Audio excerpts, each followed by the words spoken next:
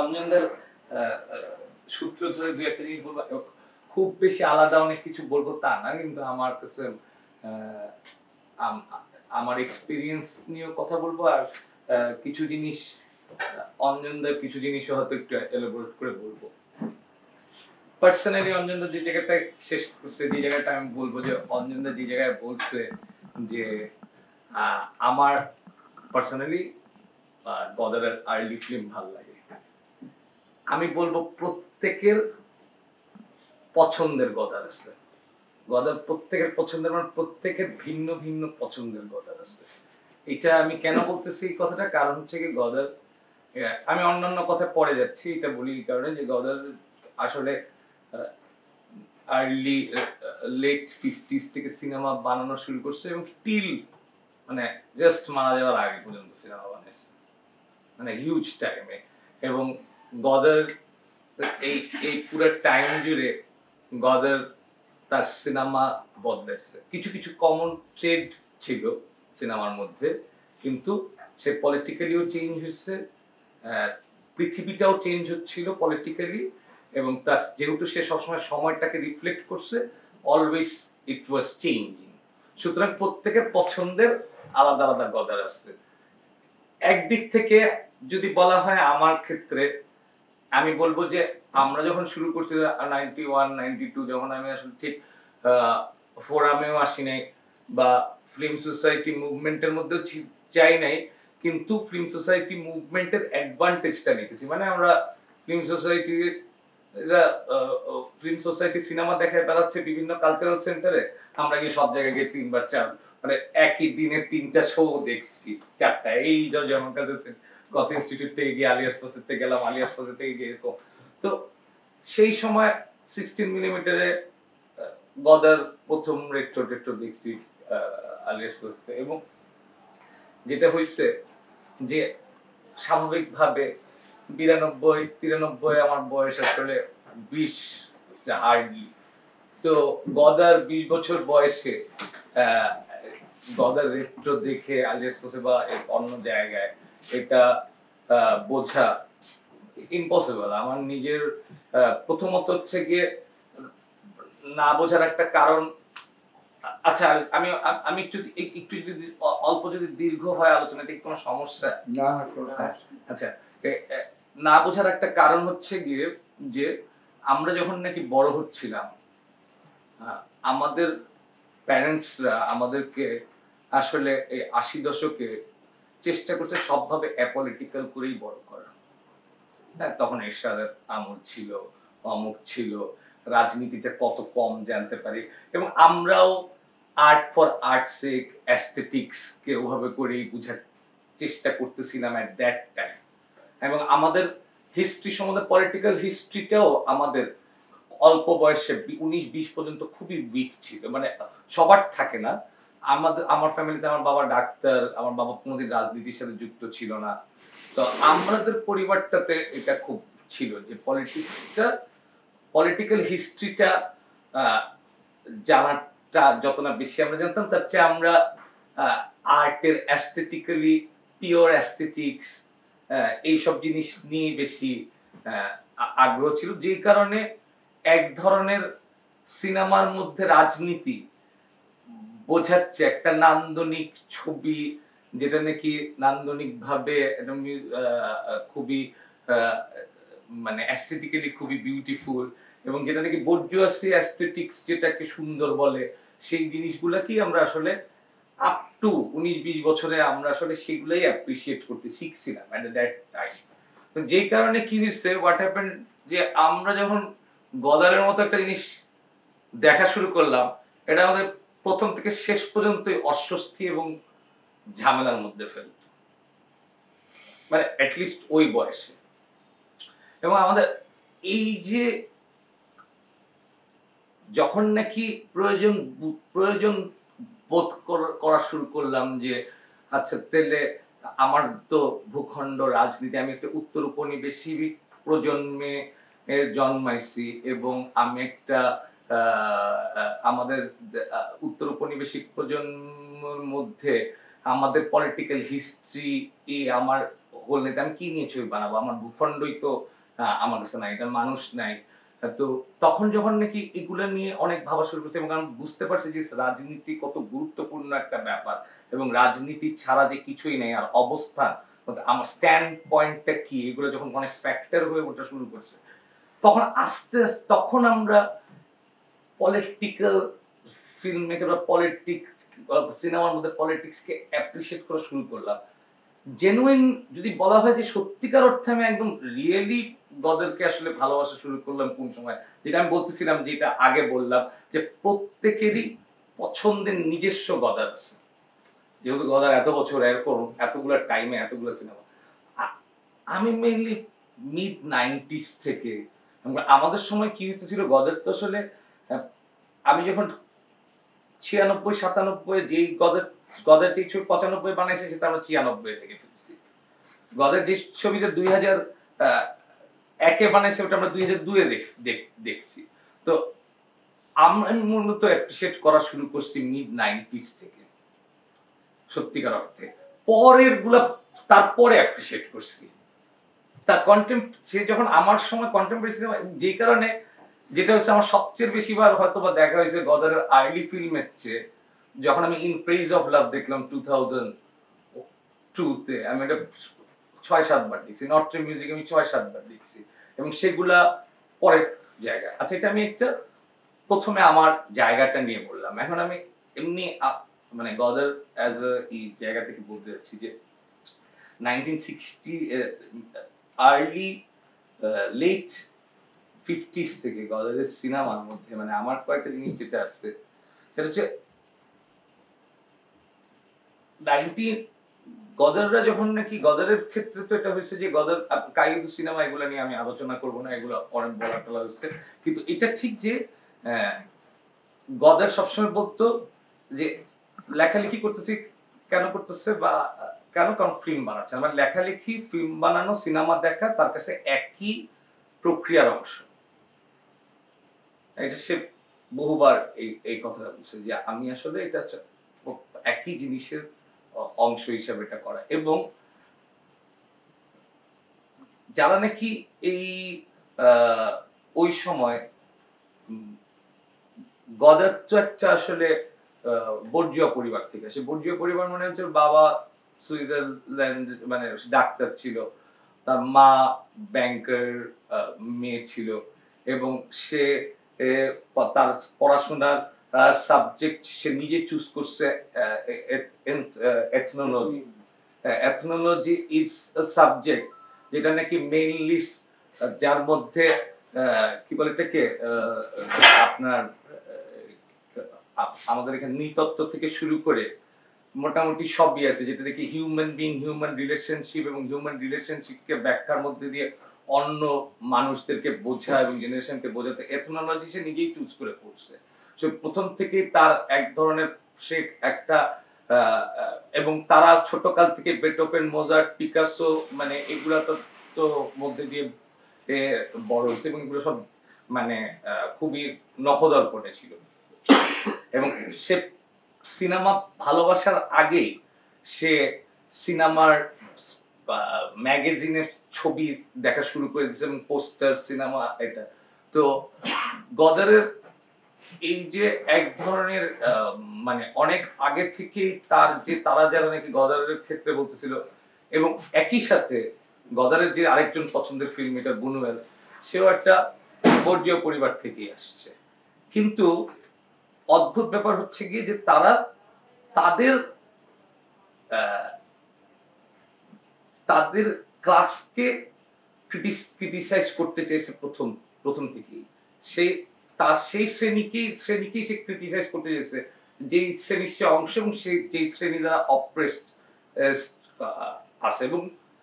সবচেয়ে আরেকটা বড় ব্যাপার হচ্ছে কি যে যেখানে নাকি একটা জায়গায় খুব ইম্পর্টেন্ট, যেখানে বুনুয়েল বলছিল যে জায়গাটা একটা গদারের ক্ষেত্রেও সত্যি, সেটা বলতেছে যে ফিল্মের প্রতি অ্যাট্রাক্টেড বুনুয়েল এর জন্য হয় নাই যে এটা হাই আর্ট, এটা অ্যাট্রাক্টেড হয়েছে ফার্স্টে যে এটা হচ্ছে গিয়ে রাস্তায় নেমে আসা জিনিস, অনেক মানুষের সাথে করা যায় এবং এটা অনেক মানুষের কাছে পৌঁছানো যায়, এবং এটা অনেকটা যেটা যেটা বলে যে এটা যত না বেশি মিউজিয়াম থেকে আসে তার চেয়ে সার্কাসের তাবু থেকে আসছে, এবং এটার এবং এই অ্যাবসার্ড এবং চ্যাপলিনের অ্যাবসার্ডিটি এগুলোও তাদেরকে অনেক করছে। এবং এই যে পলিটিক্যাল আর্ট হিসেবে ম্যাস পিপলে, যেটা নাকি গদারের একটা খুব গুরুত্বপূর্ণ কথা বলে, I don't make film for the masses but through the mass. সে কিন্তু তার সিনেমার মধ্যে, এবং যেটা অ্যাকচুয়ালি হয়েছে যে এই যে জেনারেলি আমরা যখন নাকি 1960s এর সময় জুড়ে তার সিনেমা 60s থেকে 70s পর্যন্ত আমরা কন্টিনিউয়াসলি যে মূলত তার সিনেমার মধ্যে এই সময়ের মধ্যে তরুণ প্রজন্মকেই দেখা গেছে বেশি, তরুণদের মধ্যে দেখা গেছে এবং ওয়ার্কিং ক্লাসকে দেখা গেছে, এবং তার ছবি কিন্তু তরুণদের ভাইব যেভাবে করে ধরতে সক্ষম হয়েছে। এবং গদার কিন্তু পপুলার ফিল্ম মেকার ছিল, মানে পপুলার ফিল্ম মেকার মানে গদারের ছবি ব্রেথলেস কেন দেখাতে চায় না, ক্রিটিকরা আমি দেখছি অনেক ক্রিটিক বুঝতে পারে নাই, কিন্তু তরুণ প্রজন্মের কাছে কিন্তু 60 দশকে গদার ইজ পপুলার, কারণ ওদের ভাইব কিন্তু বলে একটা যে কথা আছে যে একটা যে মাস্কুলিন ফেমিনিন একটা কথা আছে যে generation of Coca-Cola and Marxism. হ্যাঁ, generation of Coca-Cola and Marxism একই সাথে সে ওই জেনারেশনটাকে ধরতে পারছে যারা নাকি একই সাথে একটা বদল চাচ্ছে, এবং একই সাথে এই জিনিসটা ঘটতেছে যে একটা জেনারেশনের মধ্যে একই সাথে আমরা দেখতে পাচ্ছি যে পুঁজির মানে ইউরোপের যে পরিবর্তনটা ইসের মধ্যে দেখতেছি যে এক ধরনের কনজিউমার সোসাইটি যে তৈরি হইতেছে, এবং এই সোসাইটির মধ্যে আবার আর পরিবর্তনও চাচ্ছে, কিন্তু এই পরিবর্তনটা ওয়ার্কিং ক্লাস যত চাচ্ছে মিডল ক্লাস অত চাচ্ছে না, কিন্তু এইটাকে একটা ব্যর্থক জায়গা থেকে প্রেজেন্ট করা, যে কারণে গদারের 60 দশকের ছবির মধ্যে আমরা প্রচুর পরিমাণে এটাও দেখতে পাই যে একই সাথে একটা ইয়াং ছেলে কোক খাচ্ছে, কোকোকোলা নিয়ে কথা বলতেছে, সিনেমা নিয়ে কথা বলতেছে, আবার মার্কসিজম নিয়ে কথা বলতেছে, মানে নট দ্যাট যে সে শুধু মার্কসিস্ট একটা জায়গা নিয়ে কথা বলতেছে, এবং কোন একটা জায়গায় আবার দেখা গেল সে এমন একটা বিপ্লবী বক্তব্য দিয়েছে যেটা একটা মাস্টার ক্লাসের মতো, যে অনেকক্ষণ জুড়ে, এবং এই যে ইয়াং জেনারেশনের ভাইবটা তখনকার নতুন প্রজন্মের মধ্যে, তার ইভেন সোসাইটির মধ্যে কমোডিটির মধ্যে আমরা দেখতে পাই যে একটা মেয়ে কাজ করতেছে রেকর্ড প্লেয়ারের দোকানে, স্টিল ফটোগ্রাফি, এই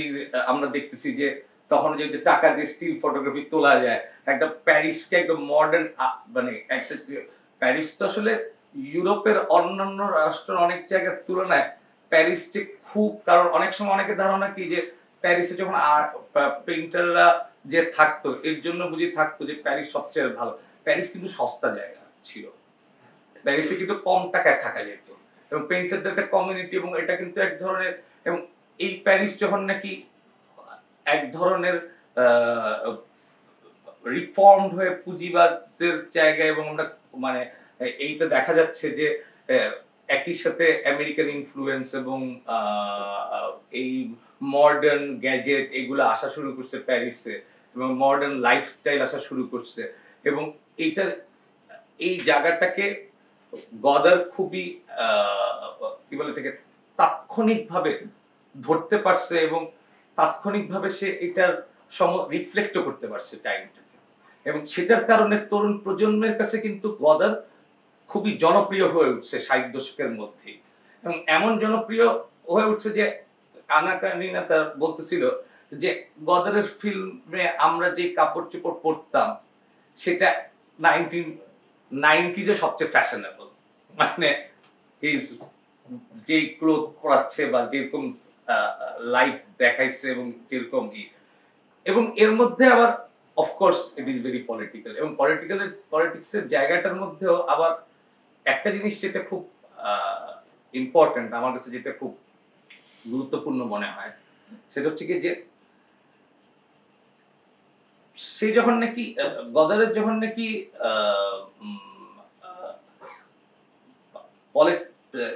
ইয়াং জেনারেশনের যে ভাইবটা দেখাচ্ছে এবং আনতেছে, যেটা নাকি যে জিনিসটা আবার যারা নাকি ক্রিটিক তাদের কাছে গ্রহণযোগ্য হয় নাই, যখন যখন নাকি প্রচন্ড রকম এক ধরনের দেখা যাচ্ছে যে ৬০ দশক জুড়ে একটা প্রজন্মের ৫ দশক এবং জনপ্রিয় হয়েছে, তখন সিরিয়াস ক্রিটিকটা তাকে নিয়ে সিরিয়াস হওয়া শুরু করছে। হ্যাঁ, এবং একটা টাইমে মানে যেটা নাকি বলতেছে যে তার সিনেমার মধ্যে একটা আছে ইম্পসিবিলিটি অফ লাভ, মানে আমরা যেটা বলি যে অনেক সময় সিনেমার মধ্যে শহীদ কাদরীর কবিতার মধ্যে আছে যে প্রেমিক মিলবে প্রেমিকার সাথে চিকি কিন্তু শান্তি পাবে না পাবে না পাবে না। অনেক সিনেমাতেই এটা গদরের আমরা দেখতে পাই যে এই ব্যাপারটা আছে যে আসলে লাভ হচ্ছে বাট সুইসাইড করছে আর ডেথ দিয়ে এন্ড হচ্ছে, এবং এটা হচ্ছে এবং প্রেমিক প্রেমিকার সাথে মিলবে কিন্তু শান্তি পাবে না, এটা তো প্রেমিক প্রেমিকার জন্য না, এটা হচ্ছে কাঠামোগত কারণে, মানে কাঠামোগত কারণে আসলে দুইজন লোক আসলে মিলতে পারে না অথবা একজন আরেকজনকে ভালোবাসতে পারে না বা দূরত্ব তৈরি হয়। এবং এটা একটা রাজনৈতিক পরিস্থিতি, যে পরিস্থিতিটাতে যে একজনের সাথে আরেকজন মানে একজন সাথে আরেকজনের শান্তিপূর্ণ সহবাস করছে না, কারণ পৃথিবী তখন নাকি অশান্তির মধ্যে থাকবে, আপনি ব্যক্তি জীবনে শান্তির মধ্যে থাকবেন, এটা তো হওয়া খুব কঠিন ব্যাপার, ইট ডাজন্ট ওয়ার্কস। এবং সেটা গদরের ছবি জুড়ে এটা প্রচুর আছে, এই জিনিসটা যে ইম্পসিবিলিটি, মানে যেটা নাকি আমরা দেখি যে ব্রেথলেসের ইসের মধ্যে কি বলে কি যে পোস্টারের মধ্যে যে একটা মেয়ের মুখ আছে, একজন ট্রাইং টু কিস হিম কিন্তু সে গুলি খেয়েছে, মানে এই জিনিসটা কিন্তু জেনারেলি সিনেমার মধ্যে 60s তার সিনেমার মধ্যে এই সব ব্যাপারগুলোও আসছে। জেনারেলি যা যা লক্ষণ ব্রেখটের এলিয়েনেশনের ক্ষেত্রে করছে সেগুলো সবই গদারের সিনেমা। গদারের সিনেমার মানে এলিয়েনেশন মানে কিন্তু শুধু এটা না যে যেটা হয় যে আমরা থিয়েটারের মধ্যে একটা যে বাস্তবের বিভ্রম তৈরি করার চেষ্টা করতেছে, ওই বিভ্রমটাকে ভেঙে দিয়ে অডিয়েন্সের সাথে কথা বলতেছে, কারণ দেখানোর জন্য নো এটা একটা থিয়েটার বা পলিটিক্যালি মোর অ্যাক্টিভ করার জন্য। ব্রেখটের এই এলিয়েনেশনের মধ্যে কিন্তু শুধু এটা করে না, টেক্সট ব্যবহার করাও কিন্তু ব্রেখটের থিয়েটারে আছে। হ্যাঁ, যে টেক্সট ইউজ করা, গানও কিন্তু ব্রেখটের থিয়েটারে ব্যবহার করছে, যে মিউজিকের মধ্যে আবার খাট করে একটা গান ব্যবহার করে দিল, বা একটা লোক সে বিবেকের মতো করে কিছুক্ষণ বলে দিয়ে গেল, কারণ সে চাইছে যে এক ধরনের বর্জুয়া নান্দনিকতার মধ্যে যে একটা আমরা যেটাকে বলে আফিমের মতো, যে আমরা একটা সত্যের বিভ্রমের মতো কিছু তৈরি করে ওখানে হারাই যেতে চাইলাম, ওটাকে আমরা ই করে ওর মধ্যে আমরা নিজেদেরকে ভুলাইতে চাইতাম, এবং এই নান্দনিকতা তৈরি করছে যেন সমাজের মধ্যে যে একটা পজিশন আছে ভাঙচুর না হয়ে এটা একটা লেজিমেন্ট, নান্দনিক কালচারালি একটা লেজিমেন্সি তৈরি করা, সেটাকে যে চ্যালেঞ্জ করার জন্য যে ব্রেখট এটাকে একটা বলতেছে যে না, ইফ ইউ একটা নতুন ল্যাঙ্গুয়েজ না হইলে পরে কখনোই তাহলে এই বর্জুয়ার নান্দনিকতার বাইরে যদি আমরা নতুন ল্যাঙ্গুয়েজ না তৈরি করতে পারি, তাহলে আমরা আসলে আমাদের রাজনীতিটা বলতেই পারবো না, তাহলে এই বর্জুয়ার সংস্কৃতিটাই লেজিমেন্ট অবস্থায় থেকে যাবে। এটাকে ভাঙার জন্য যে ব্রেখটের ইটা, সেটা কিন্তু সব রকম ভাবে ইসের সিনেমার মধ্যে আসছে। ইভেন লং টেকেও দেয়ার ইজ লং টেক, কিন্তু there is black space in long take, মানে লং টেকও সে ব্ল্যাক স্পেস দিয়ে ভেঙে ফেলে, অ্যান্ড টেক্সট দিয়ে ভাঙে। যত লং টেকের মাঝখানেও আমরা দেখতেছি যে টেক্সট আসতেছে এবং তৈরি করছে, এলিয়েনেশন তৈরি করতেছে, এবং এলিয়েনেশন তৈরি করার মধ্যেও এটাকে তো একটা তো এলিয়েনেশন তৈরি করতেছে, আরেকটা জিনিস হচ্ছে কি যে অ্যাক্টিভলি আসলে ইসের আগে মানে যারা নাকি আজকে উইকেন্ড দেখছে, কিন্তু উইকেন্ড কিন্তু তার 60s এর সিনেমাগুলো শেষে 67 হ্যাঁ মানে শেষের দিকে, মানে 60s এর যে তার জার্নিটা তার শেষের দিকের ছবি, এবং মোস্ট অ্যালগোরিক্যাল, সবচেয়ে র্যাডিক্যাল আগের ছবিগুলোর চেয়ে, এবং সবচেয়ে লেস লিনিয়ার স্টোরি। এবং উইকেন্ডের পরে কিন্তু গদার অ্যানাউন্স করছে যে পলিটিক্যাল সিনেমা না, we have to make politically cinema, মানে সিনেমা স্টাইল পলিটিক্যাল হইতে হবে, সিনেমা পলিটিক্যাল আর করবো না। তখন কিন্তু সে জিগাবেরতোভ পিরিয়ডে চলে গেছে, মানে আফটার দিস। হ্যাঁ, এবং যেটা আমরা লাশ হায়ানাইজ এবং এটার মধ্যে দেখা যাচ্ছিল, এটা রিফ্লেকশন যে ও আসলে ওই ওই আগের যে ধরনটা এটাও ছেড়ে দিবে অ্যাকচুয়ালি। এবং সে তো সবসময় নিজেকে চেঞ্জ করতে করতেই তৈরি হয়েছে পলিটিক্যালি। এবং যখন নাকি বলছে না সিনেমার মধ্যে পলিটিক্স না, পলিটিক্যালি সিনেমা বানাইতে হবে, এবং জিগাবের তো গ্রুপ ফর্ম করছে যে টাইমে যে আচ্ছা পলিটিক্যাল সিনেমা বানাবে। জিগাবের তো গ্রুপ যখন তৈরি করছে তখন কিন্তু সেই সময়কার সিনেমা কিন্তু খুব কম দেখা যায়, এবং সেই সময় কিন্তু সেই গ্রুপ, একটা গ্রুপ অফ পিপল। জিগাবের তো সম্বন্ধে আপনারা যারা জানেন তারা জানেন যে জিগাবের তো আসলে ওই যে কিনো পাবদা, এবং সে ফুটেজ মানে আর্কাইভ কালেক্ট করতো বছর ভর, এবং তারপরে সে ফিল্ম বানাতো, এবং সেটা অবশ্যই মার্কসিস্ট এবং লেনিনিস্ট ইসের মধ্যে দিয়ে। গদারদেরও এই সিস্টেমটা শুরু হইলো যে কালেক্টিং, মানে প্রচুর পরিমাণ ফুটেজ নেওয়া, এবং তখন 1688 মিলিমিটার, পরবর্তীতে ডিজিটাল। যখন নাকি এই জিগাবেরতোভের যে এই টাইমটাতে গদার অ্যাকচুয়ালি এই কাজটা মোর সিনেমাকে পলিটিক্যালি বানাইতে হবে, সিনেমা পলিটিক্যাল হবে না, যত না হবে তার সিনেমা পলিটিক্যালি। এই টাইমটা যখন চলে গেল, এই টাইমটা পার করার পরে কিন্তু আমরা তার পরে যে মিড 90s বা 2000 সাল থেকে সিনেমা দেখলাম, তার মধ্যে আমরা দেখলাম যে ব্যাপক পরিমাণ ফুটেজ ইউজ হওয়া শুরু হলো, এবং ডিজিটাল ইমেজ। যে ডিজিটাল ইমেজ আসলে পরবর্তীতে আর্কাইভ তৈরি করছে, এবং সিনেমার মধ্যে ডিজিটাল ইমেজ শুধু ইউজ করা না, গদার যেহেতু খুব কম বয়স থেকে নিয়ে ইন্টারেস্টেড ছিল, পোস্টার, পেইন্টিং, তো অনেকটা গদারের মধ্যে কিন্তু গ্রাফিক্যাল আর্টিস্টের মতো একটা ব্যাপার আছে, গ্রাফিক্যাল আর্টিস্ট, গ্রাফিক নিয়ে যারা কাজ করে তাদের মতো তার মধ্যে ওই ব্যাপারটা আছে। কিন্তু দ্য ডিফারেন্স ইজ যে ও যখন নাকি একই সাথে গ্রাফিক্যাল আর্ট, যেটা পরবর্তীতে মাল্টিমিডিয়াতে চলে আসছে, এখনকার প্রজন্ম মাল্টিমিডিয়াতে, তো গদার যখন নাকি এটা করছে ইনস্টলেশন বা একটা গ্রাফিক্যাল পেইন্টিং, মানে একটা ফিল্মই হয়েছে, কারণ একটা ফিল্মের হেরিটেজ এবং ফিল্মের সাথে এমনভাবে কানেক্টেড যে সে এটাকে যেভাবে যখন ইউজ করছে তখন মনে হচ্ছে এটা কে মনে হচ্ছে যে এটা সিনেমার আরেকটা এবং সেটার যে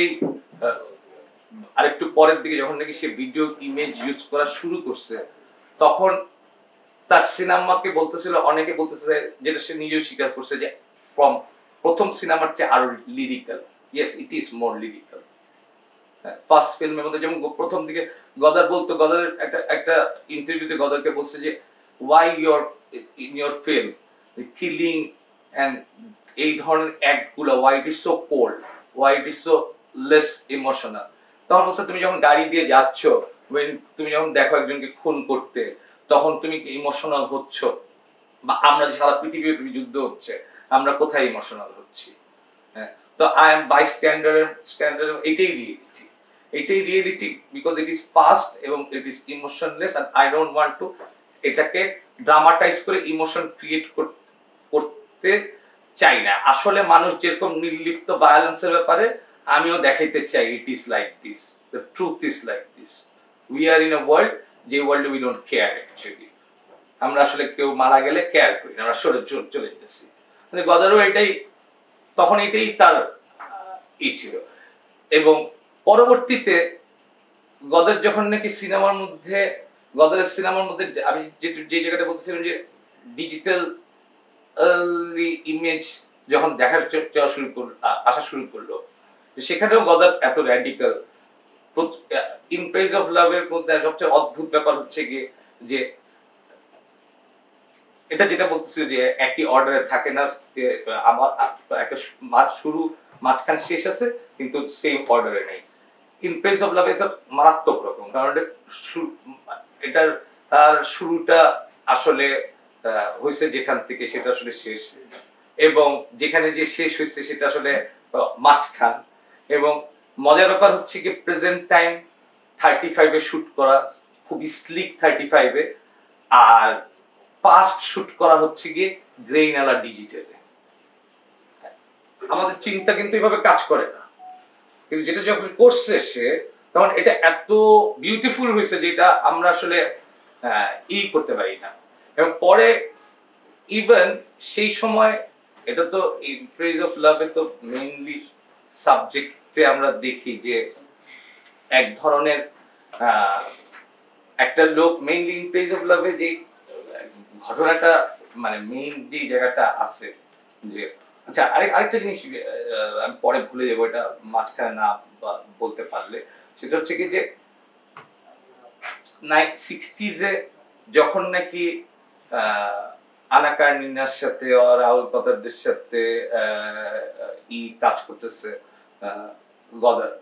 তখন গদারের তো স্ক্রিপ্টের ক্ষেত্রে একটা বড় সমালোচনা গদারের সবসময় যেটা ছিল সেটা সে একটা ইন্টারভিউতে বলছে যে আমেরিকান ফিল্মের ওইটা মোটামুটি ভালো, কিন্তু সবচেয়ে খারাপ জিনিস হচ্ছে গিয়ে যে দে আর কপিং দ্য স্ক্রিপ্ট, একদম অ্যাকুরেটলি যা স্ক্রিপ্ট লেখে সেটা কপি করছে, এটা ইন্ডাস্ট্রি স্টাইল, যে আপনি যা স্ক্রিপ্ট লিখবেন সেটা নিয়ে যাবেন, ওটা ইন্ডাস্ট্রিতে একই রকম করে করতে হবে, কারণ পুরো জিনিসটাই ওরকম করে দাঁড়ানো। সেটা ক্রিটিস গদার যখন শুট করতে যাইতো প্রথমত দেয়ার ওয়াজ এ ভেরি লেস, স্ক্রিপ্ট প্রায় নাই। তারপরে ডায়ালগ অবশ্যই থাকতো, ডায়ালগ প্রত্যেকটা অনেকে দেখে ডায়ালগ শেষ মুহূর্তে লেখা হইতো এবং শেষ মুহূর্তে বলা হইতো, এবং ডায়ালগ এত রিয়েলিস্টিক ছিল যে বেশিরভাগ ক্ষেত্রে বলা হতো যে অনেকে বলতো এটি ইম্প্রোভাইজড, এটা রিয়েল না, এত ভালো লিখতো, কিন্তু কোনো ডায়ালগে ইম্প্রোভাইজ না, সবসময় গদার ডায়ালগে কখনোই ইম্প্রোভাইজ ছিল না। এবং অ্যাক্টিং এর ক্ষেত্রেও ক্যারেক্টারের ক্ষেত্রেও গদার আসলে প্রথমে যেই যখন প্রথমে গিয়ে বলতো না ওয়ার্ড, ও চলতো ফিরতো দেখতো ঘুরতো টুরতো, তারপর অনেকক্ষণ দেখার পরে সে বলতো আচ্ছা ঠিক আছে ওকে এটা করো, এবং এমন হয়েছে যে আজকে যেটা শুট করছে কালকে এটা রাখে নেই বসে, এই ধরনের। এবং ক্যামেরাম্যানের ক্ষেত্রেও যেটা হয়েছে এটা স্পন্টেনিয়াসলি যেটা করতো, যে গদার কখনোই বলতো না I want this frame, Godard সবসময় বলতো I don't want this frame, সে সবসময় বলতো I don't want this frame. যখন নাকি সে বারবার বলতো I don't want this frame, তখন ক্যামেরাম্যান ফিগার আউট করতো সেখান থেকে যে হোয়াট ফ্রেম হি ওয়ান্টস। আমরা তো উল্টা কাজ করি, আমরা বলি যে I want this frame, Godard শুধু বলেছে I don't want this frame, I don't want this. তখন ক্যামেরাম্যান ডিসাইড করতো যে ওকে তাহলে হি ওয়ান্টস দিস, এটা কিন্তু other way round the whole process. এবং এই সিস্টেমগুলো তো আর আরেকটা জিনিস হচ্ছে কি যে স্ক্রিপ্টের মধ্যে উইকেন্ড আমরা বলি কন্টেন্ট উইকেন্ড, তারপরে এই বিখ্যাত সিনেমাটা যেটা লাশে অনেক, সবই কিন্তু অ্যাডাপ্টেশন, মানে এক উপন্যাস বা ফিকশন থেকে, কিন্তু ওর অ্যাডাপ্টেশনে কখনোই কোনো মতেই এটা আসলে মূল কোন জায়গা থেকে এটা এত জীবনের নানা রকম অনুষঙ্গ এত যুক্ত হয় যে ওই অ্যাডাপ্টেশন আর ওরকম থাকে না। কারণ রাহুল কর্দার বলতেছে every day every moment he will add something new, ও ওর পুরো ক্রুর জন্য সিনেমা বানানোকে অসম্ভব ডিফিকাল্ট করে তুলতো। It was always difficult for everybody, মানে ওর সাথে কাজ করা। He is not an easy director to work with, থাকে না কেউ is very easy to work with, তো ও সবসময় নতুন জিনিস অ্যাড করতেছে, তো এটা তো কঠিন, অলওয়েজ ইম্প্রোভাইজিং। তো যে কারণে হয় কি কোনো কিছু থেকে অ্যাডাপ্ট করলেও কোনো আইডিয়া থেকে শুরু করলেও it will become something very different. পরে যে অংশটা নিয়ে বলতেছিলাম যে ডিজিটাল যখন নাকি জিগাবেট তো পর্বের পরে যখন নাকি ডিজিটালি আমরা গদারকে দেখতেছি যে প্রচুর পরিমাণ আর্কাইভাল ফুটেজ এবং সারা বছর পর বছর শুট করা ফুটেজের ব্যবহার করছে। ইন প্রেজ অফ লাভ নিয়ে বলতে গেছিলাম যে জায়গাটা যেটা হচ্ছে কি যে আমরা একটা ইন প্রেজ অফ লাভের ঘটনা কিন্তু খুব স্ট্রেঞ্জ, কারণ হচ্ছে কি 2001-এ দেখা যাচ্ছে যে একটা ক্যারেক্টার ও একটা প্রজেক্ট করতে চায়, ওকে স্ক্রিপ্ট বানাইতে চায়, ফিল্ম বানাইতে চায়, থিয়েটার বানাইতে চায়, এটাতে এটা ইটস নট, এটা গল্পটার মধ্যে কনফার্ম না, কিন্তু ও একটা জিনিস বানাইতে চায়, সেই জিনিসটার মধ্যে তার তিনটা ব্যাপার আছে। সেটা হচ্ছে কি যে মেইনলি হচ্ছে কি যে এটা প্রেম সংক্রান্ত, ইট ইজ অ্যাবাউট লাভ, এবং লাভের সেক্ষেত্রে তিনটা পয়েন্ট থাকবে সেই প্রজেক্টের মধ্যে: মিটিং, ফিজিক্যাল প্যাশন, আর হচ্ছে সেপারেশন, আর লাস্টে রিকনসাইলেশন। এই চারটা পার্ট তার প্রজেক্টের মধ্যে, একটা উপন্যাস হোক, ফিল্ম হোক, একটা লাভ স্টোরি থাকবে, তার মধ্যে এই চারটা জায়গা থাকবে। এই চারটা জায়গা থাকার জন্য সে করতেছে কি, সে লোকজন খুঁজে বেড়াচ্ছে, যে ক্যারেক্টার খুঁজে বেড়াচ্ছে, লোকজনের ইন্টারভিউ নিচ্ছে, ক্যারেক্টার নিচ্ছে, কিন্তু সে প্রেমের এই চারটা ভাগের মধ্যে আবার আছে হচ্ছে গিয়ে যে শৈশব, কৈশোর, অ্যাডাল্টহুড, বার্ধক্য, এই প্রেমের মধ্যে। এবং এইটার মধ্যে সে কৈশোর, শৈশব, বার্ধক্য বুঝতে পারতেছে, কিন্তু অ্যাডাল্টহুড সে বুঝতে পারতেছে না ক্যারেক্টারটা। এবং সে যে অ্যাডাল্টহুড বুঝতে পারতেছে না, তখন মনে হচ্ছে না, একটা বার্তা বলে একটা মেয়ে আছে, ওকে ওর সাথে মিট করছিল অনেক আগে, ওর সাথে দেখা হইলে পরে সে হয়তোবা এই অ্যাডাল্টহুডটা বুঝতে পারবে, এবং ওর সাথে মিট করতে যায়। ওই মিটিংটা হচ্ছে গিয়ে যে ওদের যে দাদা, ওই বার্তার যে ইট ইজ কমপ্লেক্স, পরের দিকে সিনেমা অনেক কমপ্লিকেটেড ছিল, মানে তো দেখা যায় যে মিট করতে যায়, বার্তা কিভাবে আবিষ্কার করছিল বার্তাকে, সেটা হচ্ছে কি যে একটা ফ্রেঞ্চ রেজিস্ট্যান্স, যে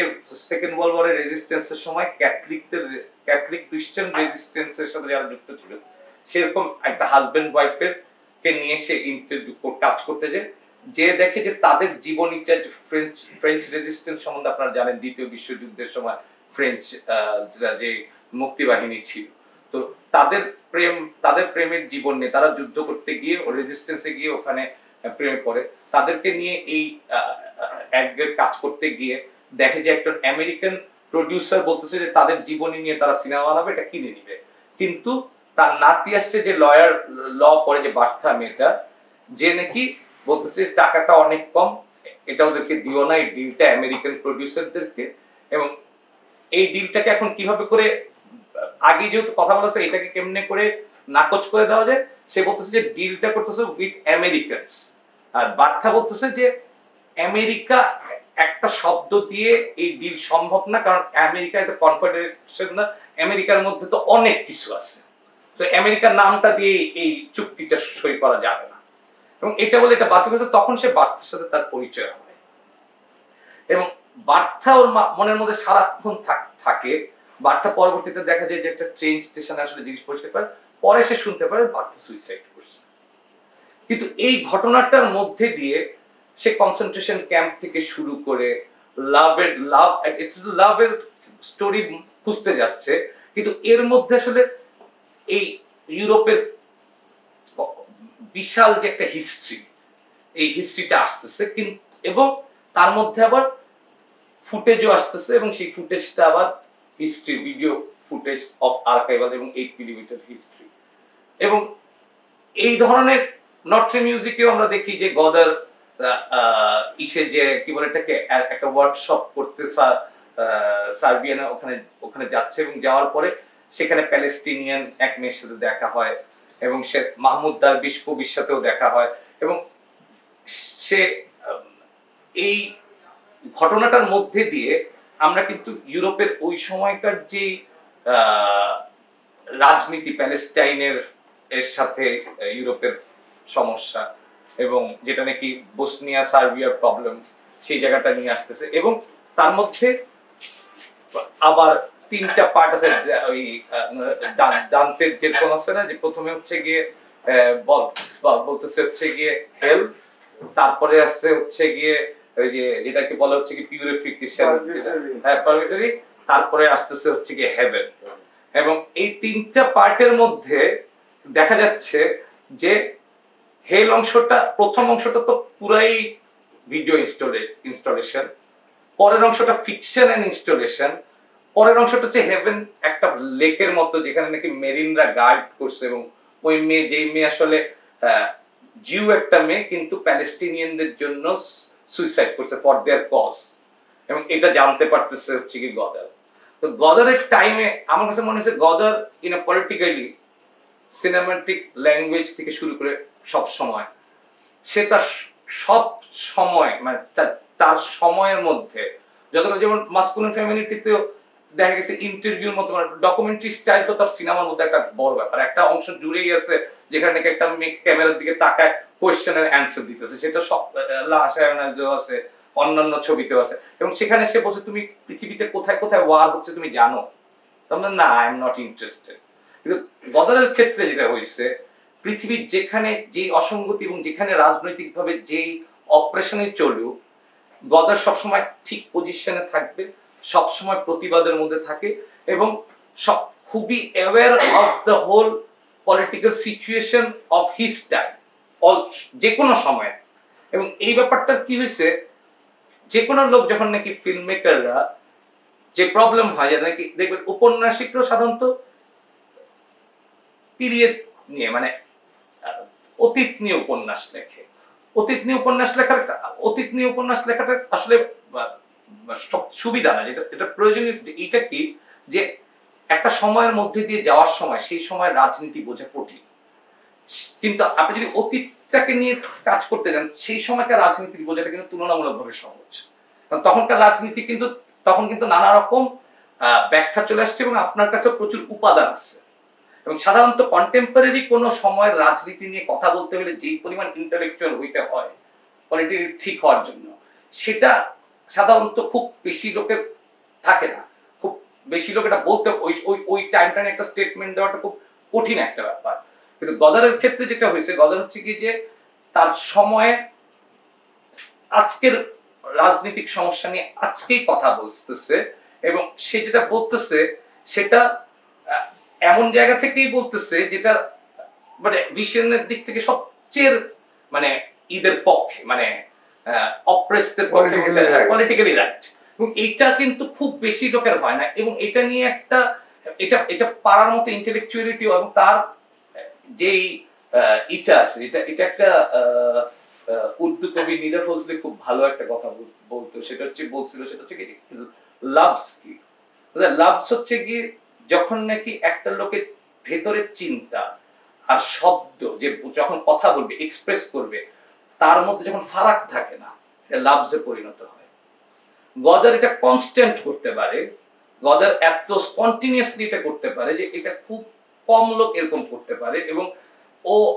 ওর ইন্টারভিউই হোক, ওর ফিল্মই হোক, ওর লেখাই হোক, হি ক্যান এক্সপ্রেস পলিটিক্যাল ভিউতে হোক, দার্শনিক ভিউতে হোক, এত অ্যাকুরেট এক্সপ্রেশন এসে যেতে পারে, এবং আর্টিস্টিক্যালিও এত ওয়ার্ডও সে এত পোয়েটিক্যালি ইউজ করতে পারে। এটা একটা অসম্ভব ক্ষমতাবান মানুষের কাজ। এটা আসলে খুব কম লোকে তার সময়ে তার রাজনীতি নিয়ে এত পলিটিক্যালি কারেক্ট কথা বলাটা খুবই কঠিন লোক। আমার কাছে গদার প্রথমত আমরা যেই গদারকে কেউ খুব পছন্দ করে, কেউ কম পছন্দ করে, কিন্তু প্রত্যেকেই আমরা কোনো না কোনো ভাবে গদারের কাছ থেকে কিছু না কিছু নিছি, এবং ভালোভাবেই নিছি, অনেক প্রভাবিত হয়ে নিছি। সেটা হয়তো সরাসরি সিনেমায় দেখা যাচ্ছে না, এটা তো মননের মধ্যে আছে, কিন্তু আমাদের আন্ডারস্ট্যান্ডিং চেঞ্জ হয়ে যায় আফটার ওয়াচিং গদার। পলিটিক্স নিয়ে, রাষ্ট্র নিয়ে, মানুষ নিয়ে, অপারেশন নিয়ে, এগুলো সবকিছু নিয়ে। এবং গদার ইউরোপে হইলেও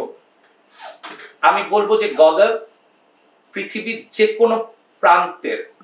সবচেয়ে বঞ্চিত লোকের সবচেয়ে কাছের পরিচালক হচ্ছে গদার। এটা যদি I will end my thank you.